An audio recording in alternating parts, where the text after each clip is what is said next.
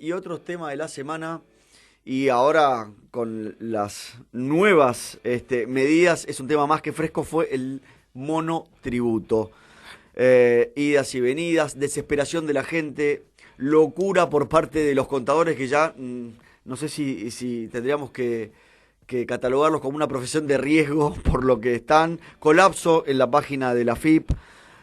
Bueno, los contribuyentes se encontraron con que le debían a la AFIP a pesar de haber pagado todo en tiempo y forma. Pero por esto vamos a hablar con alguien que conoce muy bien el tema, que nos explique un poco y a ver, también quiero ver su parte, su opinión política sobre, porque ahora han cambiado los jugadores y han vuelto atrás con las medidas, pero vamos a hablar con Jimena Latorre, que es abogada, ex subdirectora AFIP y ex jefe de gabinete en Unidad Informativa Financiera UIF. Jimena, estás en línea, ¿cómo estás? Muy buenas noches. Buenas noches, Hernán, ¿cómo estás? Muy bien, muchas gracias por atendernos a estas horas de la noche, acá en Hora Cero. No, al contrario, para nada. Bueno, Jimena, vos fuiste parte de este organismo de la AFIP que hoy toma un protagonismo para algunos, diría para los monotributistas, preocupante. Hoy el gobierno dio marcha atrás en las medidas, convocó a Sergio Massa ahí a Casa de Rosada y al ministro de Economía, Martín Guzmán, y volvieron para atrás con esto. Pero para dar un poquito de contexto, la primera medida que toma la AFIP, técnicamente, para el monotributista que nos está escuchando, ¿qué significa la medida en primera instancia, lo que estos aumentos retroactivos que dieron a enero? ¿Cómo se explica? Bueno, Hernán, ahí lo primero que tenemos que entender que el desbarajuste se generó por falta de previsión del gobierno. Bien. Cuando ellos deciden suspender la fórmula de movilidad previsional, la actualización de los jubilados, sí, y empiezan a hacer esas actualizaciones por decreto, no previeron que el monotributo, las escalas de monotributo y el componente impositivo del monotributo están atados a ese índice de actualización. Entonces, al suspender esa actualización, claro, la AFIP estaba de alguna manera encorsetada y no podía actualizar las escalas. Entonces, ¿qué pasó? Con la inflación del 50% que tuviste el año pasado, para enero de este año, se encontraron los monotributistas con que se caían del monotributo y que tenían que pasar al régimen general.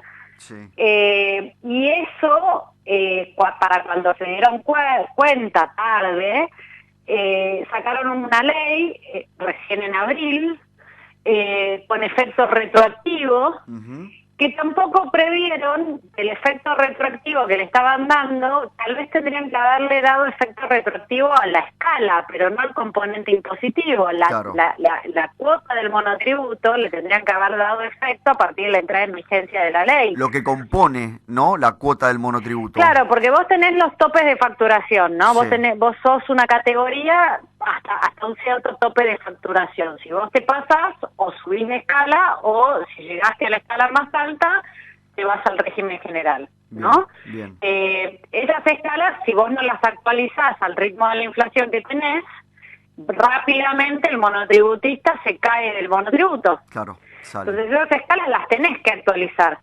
En general, la escala va atada a la cuota. Vos todos los meses pagás tu cuota de monotributo. Es un impuesto, ¿no? Es un impuesto sí, claro. Ahora, esa actualización, como lo hicieron por ley, es lo que corresponde, ¿no? Bien. De hecho, ahora, esto que anunciaron, tienen que ir al Congreso. Tiene que ir, exactamente, todavía, sí, digamos, no está oficializado porque, digamos, tiene que pasar por el Congreso. Por eso estaba Massa ahí. Claro. Massa, en realidad, acá es un jugador fundamental, que no vio todo esto que te estoy contando. Ahora, ¿cómo puede...? Yo me pregunto, ¿no? Y no sé si vas a tener la respuesta, porque digo, ¿cómo puede ser que no prevean esta situación? ¿Cómo puede ser que no lo vean a ese nivel, ¿no? Y también pensando en la situación coyuntural en que está la Argentina, con un índice de inflación altísimo y donde en el medio de una pandemia, que no es detalle menor... Te piden que te quedes en tu casa. Exacto. Estamos viviendo un duelo nacional, tenemos más de 82.000 muertos. Sí. Nos piden que nos guardemos, se cierran comercios, todos estamos haciendo malabares para sobrevivir y sostenernos, para no tener que caer en el subsidio. Bien. Y cuando uno hace un esfuerzo enorme para mantenerse al día, para pagar la cuota del monotributo, que muchas veces no está facturando tanto, Claro. pero bueno, tiene que Menos pagar en esta la época, cuota. ¿no? Por eso, entonces, todo esto sucede y mientras tanto, primero, tocan variables y no se dan cuenta que esas variables afectan varias cosas, ¿no? O sea, suspendieron la movilidad jubilatoria y no vieron que eso afectaba al monotributo. Eso es no tener una mirada integral, ¿viste? No le gustan los planes económicos, pero estas son las consecuencias.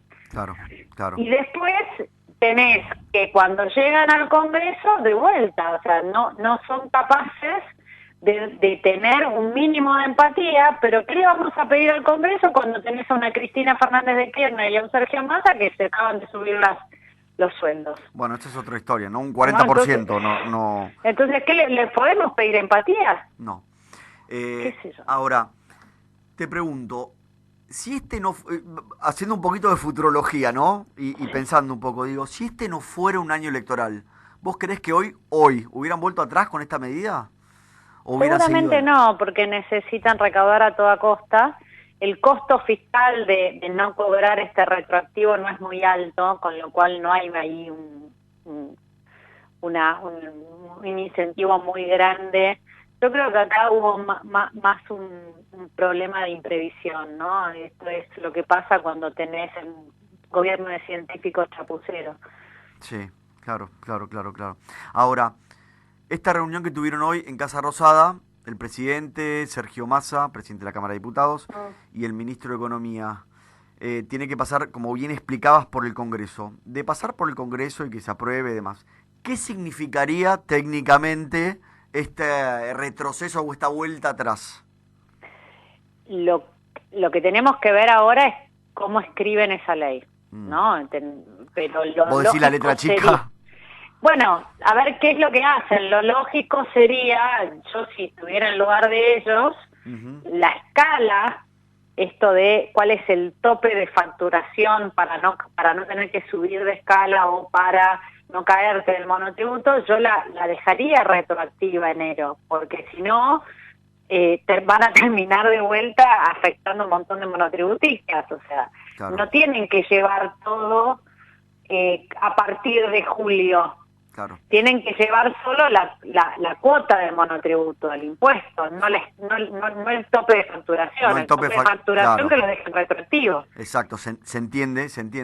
Además, los problemas que generó, ¿no? Hablaba con contadores fuera del aire y la verdad que yo decía hace un ratito, digo, ya tienen que considerarlo una profesión de riesgo, están como que, ¿no? Porque es terrible, más allá del colapso, obviamente, de la página de la AFIP, que no está preparada como para que tanta cantidad de gente entre al mismo tiempo, simplemente para ver si tenían deuda no. Exacto, y cómo eran las cuotas. Exactamente. Lo gracioso era que además te ofrecían pagar pagar la deuda con un plan de pagos, y al plan de pagos ya le habían previsto intereses. Claro. Entonces ellos te constituyen en mora, te convierten en deudor, y después encima te cobran intereses. Sí, claro.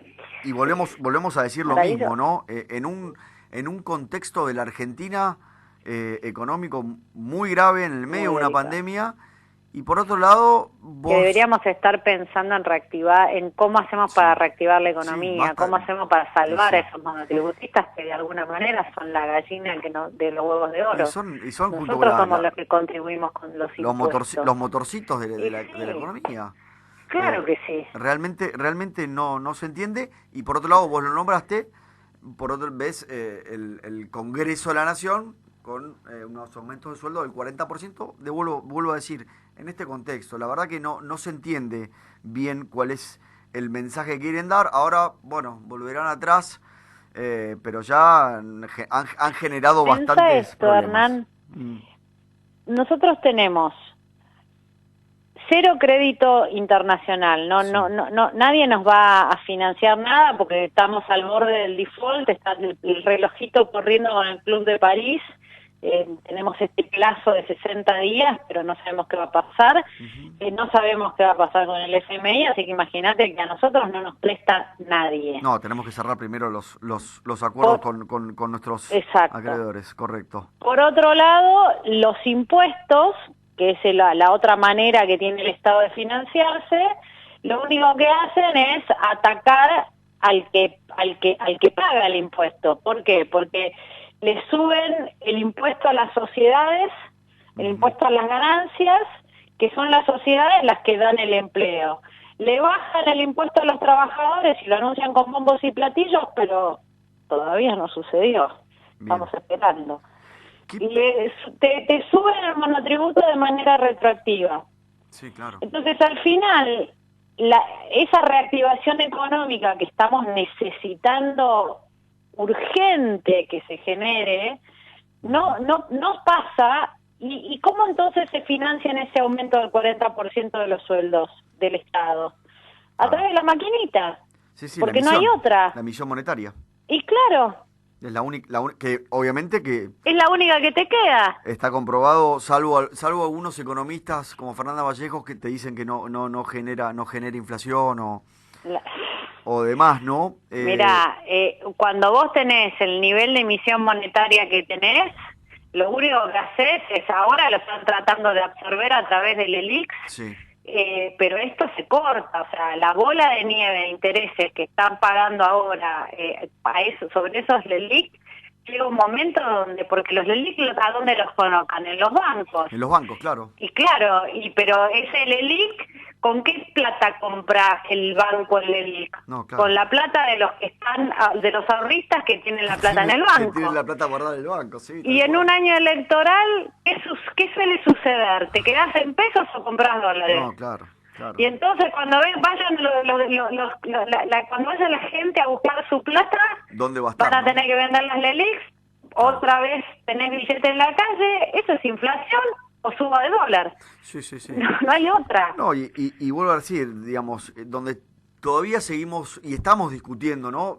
Yo hace un rato, en la primera parte del programa, hablaba que este viernes se vence el DNU del tema pandemia, ¿no? Ahora el gobierno empezó a correr porque quiere sacarlo por la ley pandemia en el Congreso, entonces está corriendo para no pagar el costo político de tener que dictar otro DNU y demás. Te llevo un poquito al tema pandemia, viste que en un momento, y todavía se sigue, ¿no? Economía versus salud, economía y salud, digamos. La Argentina no es Suiza, no tenemos resto como para poder afrontar una pandemia cerrando y clausurando todo como hicimos al principio de todo. Ya de hecho ya no hay casi ayuda, porque no hay dinero. Viendo esta foto, ¿no? Y está bien, es con el diario El Lunes y más, pero digo, ¿cómo viste el manejo de la pandemia por parte del gobierno nacional? Hernán, el diario del Lunes lo tenía el gobierno y lo tuvo 6 meses antes. Bien. Porque en enero teníamos la foto de Europa, ¿no? Sabíamos lo que estaba pasando en Europa. Exacto, teníamos Entonces, la foto de Europa. Si no hicieron nada en enero para evitar esta segunda ola, estamos en manos de unos improvisados. Bueno. No hay otra. Vos tenés todas las normas internacionales, los estándares internacionales te llevan a que vos tenés que vacunar, por ejemplo, en función de criterios de riesgo. Correcto. ¿Eso qué significa?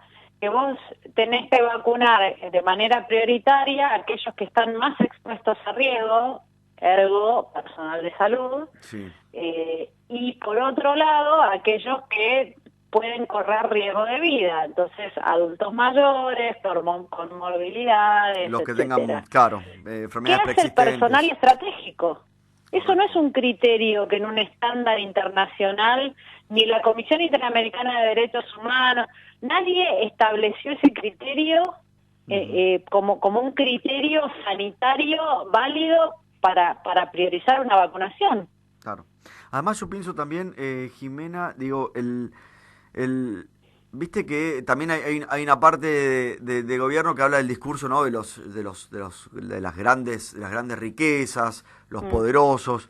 Digo, ¿qué debe pensar el dueño de un barcito con un café, el dueño de una peluquería, tantos comercios que tuvieron que cerrar y que están desesperados porque no son la fuerza productiva del país? Por eso. Esa parte, o sea, preocupante. Yo no quiero hablar de los unicornios, ni de los por eso. Falabella de este mundo que se van. Bajémoslo a tierra, ¿no? Claro, Bajémoslo a tierra. Estamos hablando del almacén de la esquina, claro, del peluquero que vimos, esa imagen tan gráfica del peluquero cortando a través de las rejas el pelo a una mujer en la calle. O sea, la gente no sabe qué hacer.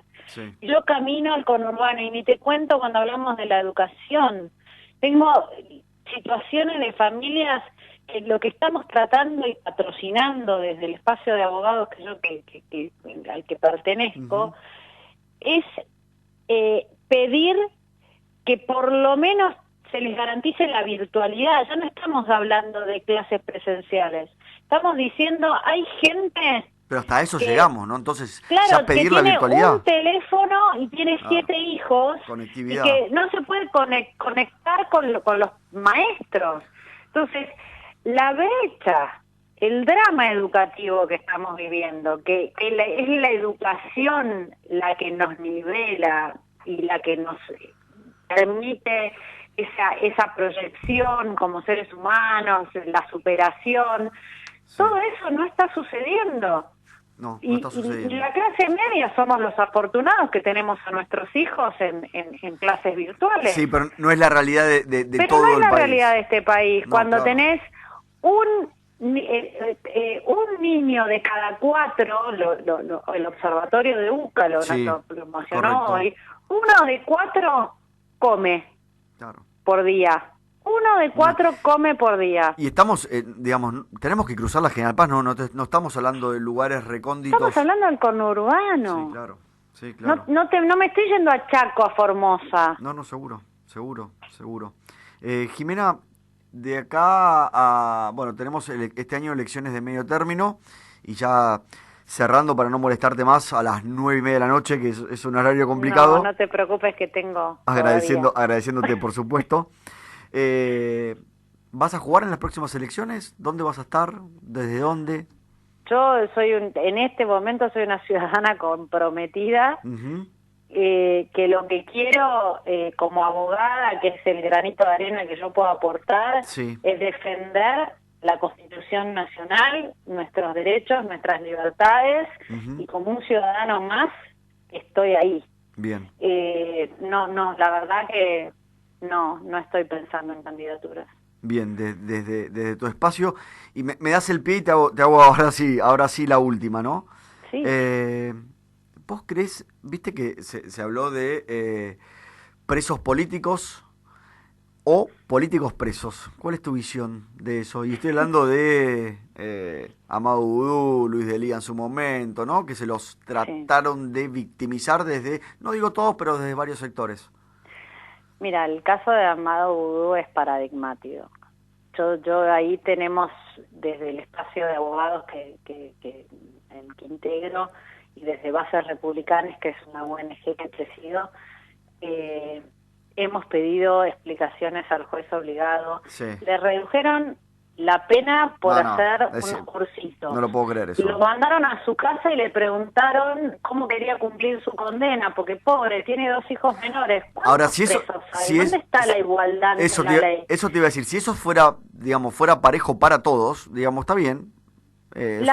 Ahora, no es así. Para dictar una prisión domiciliaria, vos tenés que pensar, está estipulado, esto está regulado por la ley misma que te dice, vos podés llegar a dictar una prisión domiciliaria en una persona mayor de edad, con enfermedades, hay criterios. Él no cumple con ninguno de los criterios como para estar en prisión domiciliaria. No solamente eso, sino que además le reconocen una jubilación de privilegio, que es una pensión honorífica por haber ejercido un rol de vicepresidente de la Nación, que se supone y se creó, y el espíritu de la ley era por el cumplimiento con honores de un alto rol del Bueno, de gobierno. Imagínate una persona que está condenada queda claro que por no, ¿no? corrupción y que esa decisión está firme y que ya pasó por 16 jueces que estuvieron de acuerdo con que es un delincuente. Sí. Es así. Sí, sí, sí, Entonces, sí, y después condenado. va a la UBA y da clases de lofer. Sí, claro. Y dice que lo persiguen. Entonces, Sí, sí, es sí. paradigmático. Es un caso de estudio que yo creo que lo vamos a estudiar en las universidades Por de eso, Derecho. por eso te lo traje, porque realmente es un caso para estudiar, ¿no? Uf, nosotros, cada una de estas cosas hicimos algo. Sí. Fuimos con un requerimiento de información al juez obligado que se negó a contestar, fuimos detrás de la jubilación de privilegio que está cobrando, porque alguien tiene que dar explicaciones. Sí, claro, alguien se tiene que hacer cargo. Son nuestros impuestos los que pagan ese sueldo. Claro. Entonces, mientras el monotributista está haciendo malabares para poder pagar ese impuesto, el que recibe la plata es Vudú. Sí, la verdad es lastimoso. Jimena, te quiero agradecer mucho esta comunicación con Hora Cero. Bueno, no, gracias a vos, Hernán, un gusto. Un gusto, muchísimas Hasta gracias. luego. Chao, chao.